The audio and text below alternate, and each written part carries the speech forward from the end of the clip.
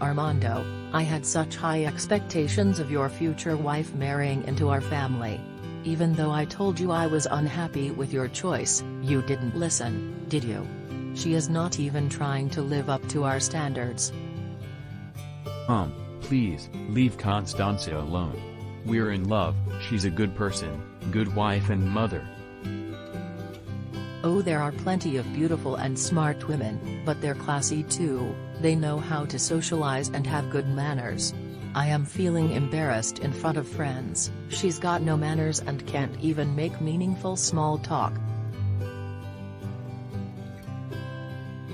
Constanza, can't you be nicer to Mom's friends? Is it so difficult to have small talk with them? She's trying to turn you against me. Whatever I do is wrong. She's already expressed in 1,000 subtle ways that I am not good enough for her son or for the family. I don't have time for your mom. Don't you see, Amelia needs our attention? She's not well again. Maybe you and your mom want to help instead of grilling me 24/7?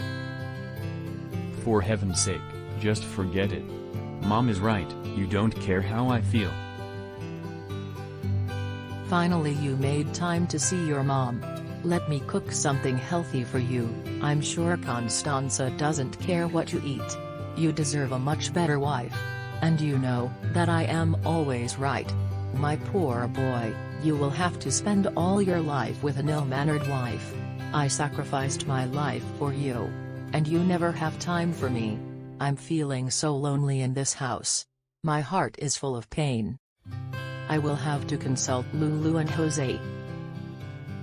I'm tired of this situation. I don't get along with my daughter-in-law. We get into an argument every time we meet.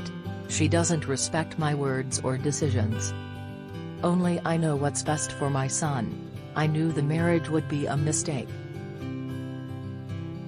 What do you make of it, Lulu? Well, it's already a conflict, which has escalated, with many roots feeding it. These roots are relationship conflict, conflict of interests, conflict of personal core values, and communication conflict. An additional channel nourishing this conflict is a generational conflict, as the ideals of one generation crash with another. I agree. Let's explain this to Martina, and invite Constanza and Armando to join our trip. Martina, on the one hand you are experiencing the fear of loss, losing your son to his wife. On the other hand, you are involved in a generational conflict, which has multiple and deep roots. Even though all of you belong to one family, there are discrepancies caused by value shift and conflict of interest between generations. Let's take a boat trip to analyze the situation, and invite Constanza and Armando.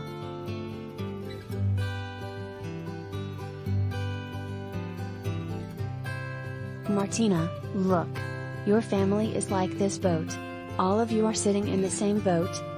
But you look and move in different directions, turning your back on each other, because your set of values and views differ. And it's absolutely normal. There is a generational gap, creating prejudices against one another. That's why, your expectations of life conduct and style of living are so different, and can be never aligned. You will always have your own point of views on how each other's lives should be organized. You want to change each other's lives and convince each other that only your conduct of life is the right one. But you don't want to understand that you will never be able to change each other, as you have totally different ideas, needs, values, interests that differ from generation to generation. Martina, Armando, Constanza, look. Here are those roots nourishing your conflict. They are deeply below the surface of the water, nourished by relationship conflict, full of prejudices and hatred towards each other. Conflict of interests, filled with incompatible aims or personal benefits. Conflict of core values, based on different moral code and generational gap. Communication conflict, packed with miscommunication, ignorance and blaming. If you continue feeding these roots, the poisonous roots of hatred will grow. You will keep turning your back on each other. and your family boat will be floating without a direction. This will cause distress, pain and daily bitter relationship. That's why, you should just stop feeding these poisonous roots. For achieving this goal, you should stop controlling and intervening in each other's lives. Respect each other's choices, freedom and personal space, overcoming prejudices, hatred, unreasonable arguing and criticism. It's up to you now to decide. You want to live in tension, feeding these poisonous roots? Or you prefer to acknowledge each other's life conduct, freedom and address all issues? If you focus on how to better understand each other and respect each other's life conduct, you will be able to smoothly sail through life together. Constanza. I can see clearly now that you are a good wife and mother. I am privileged to have a daughter-in-law like you.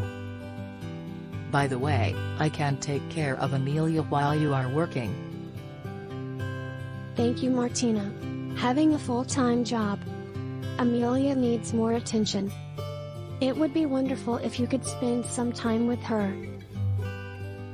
Life is really fabulous without those poisonous arguments, tension and anger. I feel so much better now. Constanza, from the bottom of my heart. I'm giving you and Armando my blessing.